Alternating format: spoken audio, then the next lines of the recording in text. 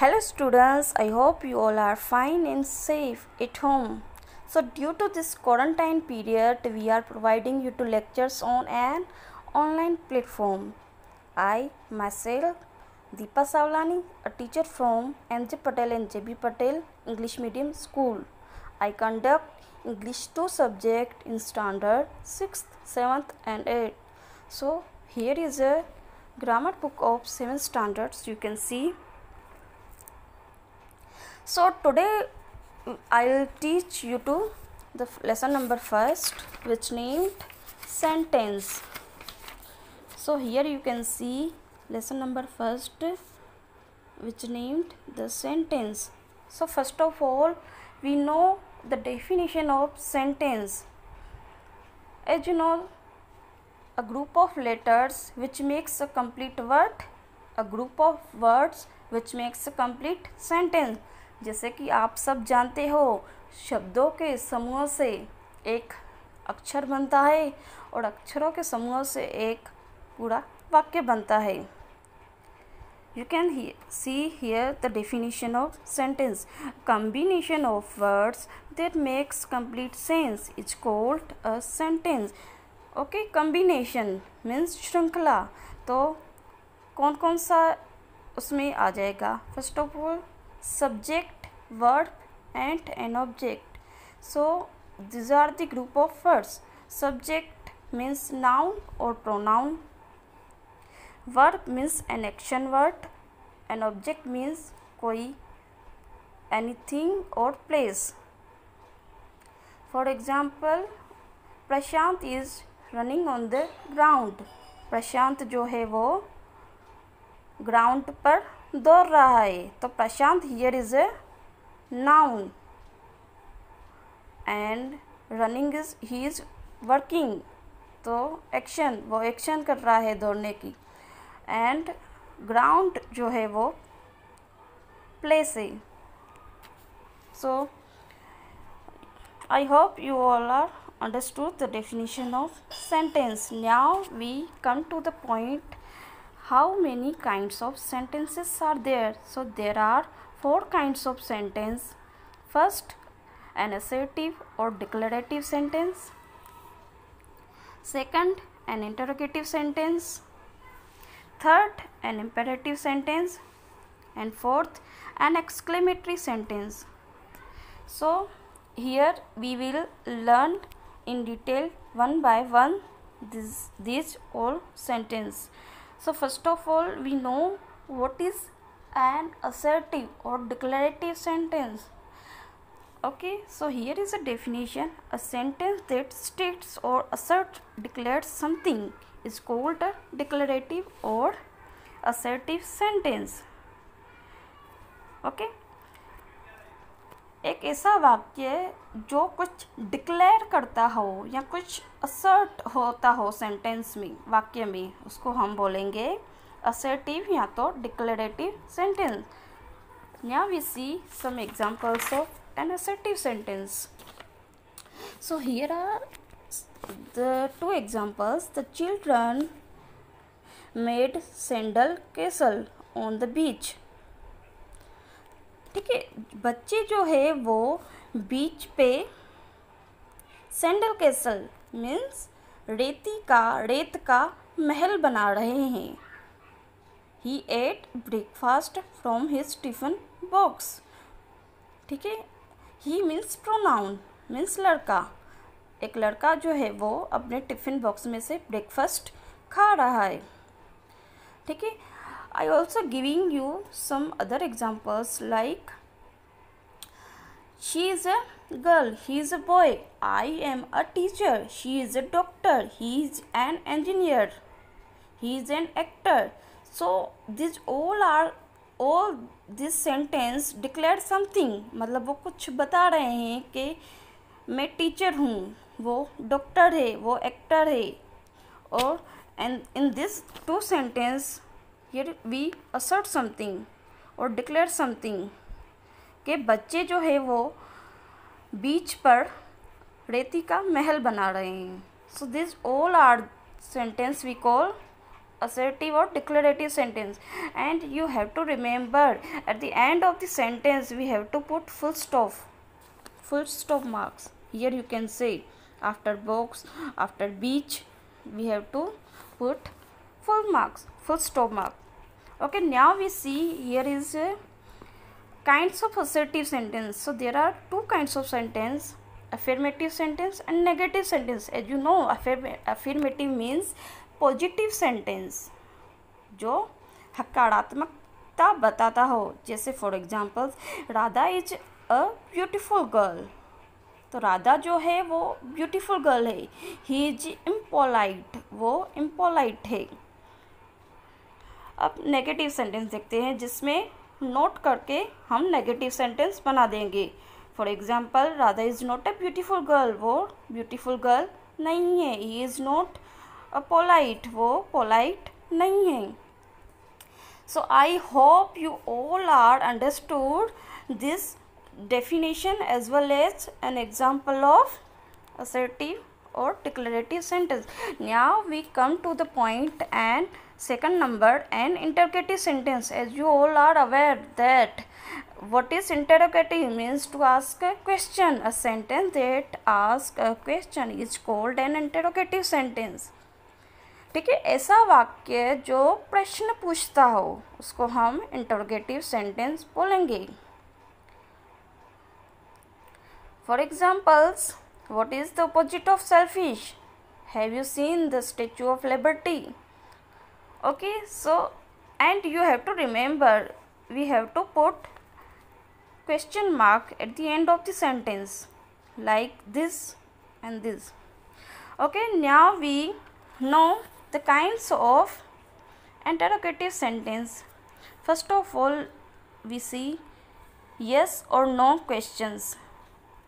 These are questions which have yes or no for answers. ठीक है, yes और no वाले जिसमें सिर्फ yes और no में ही आंसर देना है. We don't go lengthy. Okay, for examples, are you going to the market? You have to say only yes I am or no I am not.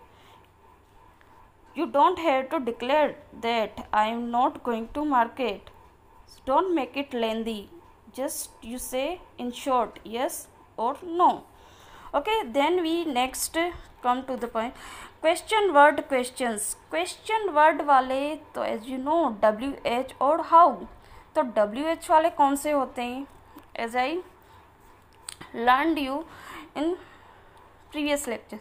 Okay, तो WH वाले होते हैं जैसे who से question करना, which से करना, what से करना, when, why, how, where, etc. are used to a form of questions. Okay, so what are you doing? I am doing my homework.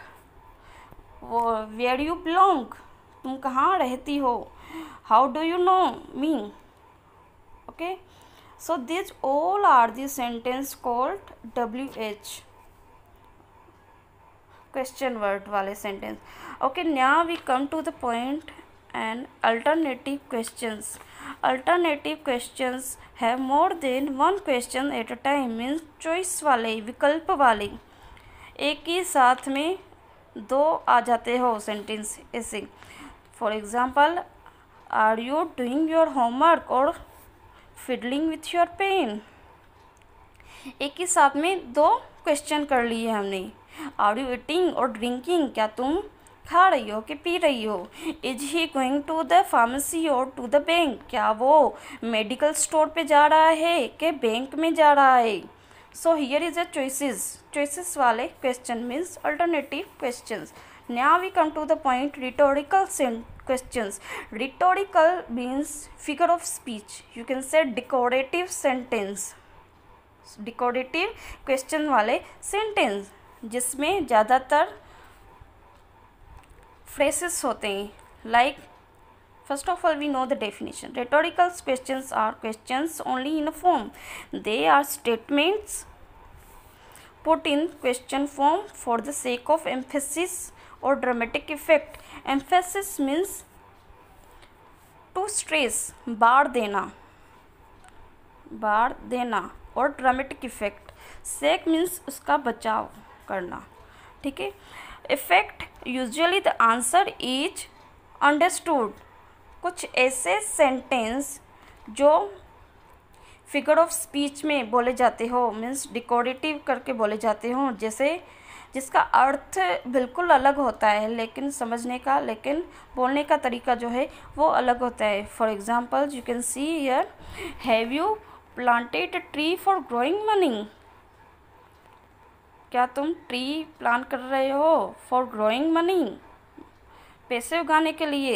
Is there a mother in this world who does not care for her children, her child. क्या दुनिया में ऐसी कोई माँ है जो अपने बच्चे का ख्याल ना रखती हो। So here you can say the meaning is understood. In both the question the answer is understood. Now we come to the point emphatic question. Emphatic questions are used to emphasize the feeling of irritation, anger or surprise. Emphasize. Emphatic means effective वाले questions. So now we see the example. What on earth were you doing in your room? Who asked you to bang the door? So here are the effective type of questions. Now we see question ticks. So question tick वाले ये तो आप पहले भी सीख चुके हो, जैसे स्टेटमेंट कंफर्म करने के लिए।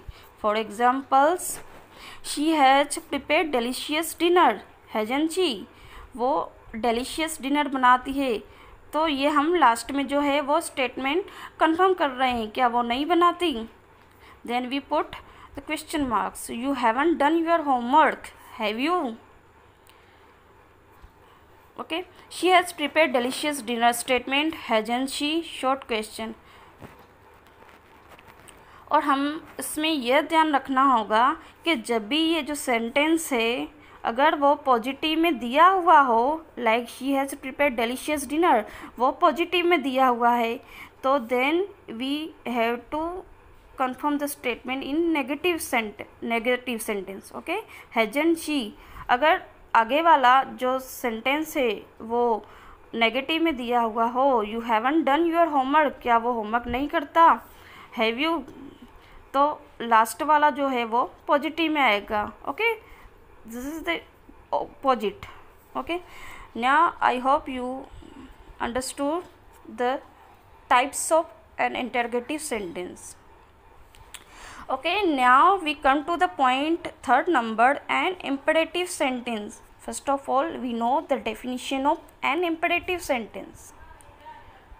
Imperative sentence, a sentence that expresses a command, order, advice, suggestion or makes a request or entity is called an imperative sentence.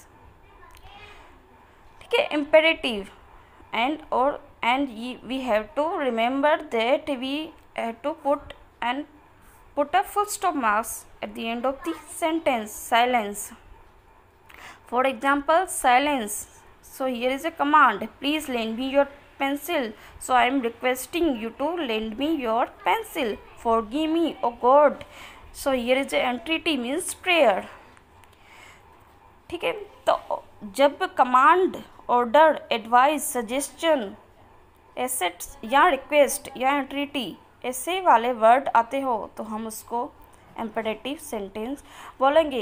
Here I am also giving you some other examples, like if I say stand up, तो you ordering my, ठीक है, आप मेरा order कर रहे हो, आप stand up हो गए। इफ़ आई से प्लीज सिट डाउन, तो I am requesting you to sit down, तो आपने मेरा।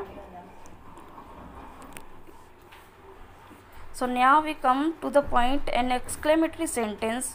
An exclamatory sentence, a sentence that expresses strong or sudden feeling, is called an exclamatory sentence. ठीक है, and we have to remember at the end of the sentence we have to put an exclamation mark. तो आप सभी जानते हो कि exclamatory sentence किस type के होते हैं। For examples, what a pity, what a cute child means sudden feelings आ जाती हो, सडन फीलिंग्स या स्ट्रॉन्ग फीलिंग्स आ जाती हो। सपोज आपके किसी क्लासमेट का 98% आ गया तो आप तुरंत से बोल उठोगे wow you got a 98%। Okay, अगर आपने कोई अच्छा फूल देख लिया हो, wow what a beautiful flower it is. तो this all are the type of an exclamatory sentence. Okay, here are some examples. What a brother he is, ठीक है, ये प्रोनाउन वाले हैं। फिर व्हाट अ स्टूपिड बॉय, वो ये derogatory वाले सेंस है। हाउ ब्यूटीफुल शी इज, ठीक है, और ये एडजेक्टिव वाले हैं। So here are A B C, एक जो होते हैं what is used with noun और प्रोनाउन। व्हाट जो है नाउन या प्रोनाउन में यूज होते हो, ठीक है। Sometimes what is used in derogatory sense also, ठीक है। Derogatory means you can say stupid boy, silly boy, dumb boy etcetera, means कुछ नेगेटिव सेंस में ही होते हो। फिर थर्ड नंबर का है C, how is used with an adjective और एन एडवर्ब, ठीक है। तो adjective as you know beautiful means noun में कुछ ऐड करना, उसको हम बोलते हैं एडजेक्टिव। नाउन या प्रोनाउन में कुछ ऐड होना, दैट मीन्स एडजेक्टिव। और एडवर्ब भी आप सीख चुके हो। तो हाउ ब्यूटीफुल शी इज, तो ये शी प्रोनाउन है और इसने हमने ऐड किया ब्यूटीफुल, तो ये हुए एडजेक्टिव वाले। So next we come to the point C number, subject and predicate. Okay, so first of all we know what is subject and predicate. Okay, subject as you know noun or pronoun, the part which speaks about the person or thing is called the subject of the sentence. Okay, the part which tells us something about the subject is called the predicate of the sentence. Okay, मैं short में समझाती हूँ आपको। pronoun, here is a pronoun. Okay, pronoun is a subject. तो ये प्रणव को हम underline कर देते हैं, वो सब्जेक्ट हो गया। और उसके बाद जितने भी वर्ड्स हुए उसको हम प्रेडिकेट बोलेंगे, ठीक है। So Pranav here is a subject and runs on the beach every day is a predicate. In the above sentence Pranav is a subject and runs on the beach every day is the predicate. So in the next lecture I will teach the sentence simple compound and complex sentence. Bye bye, see you tomorrow.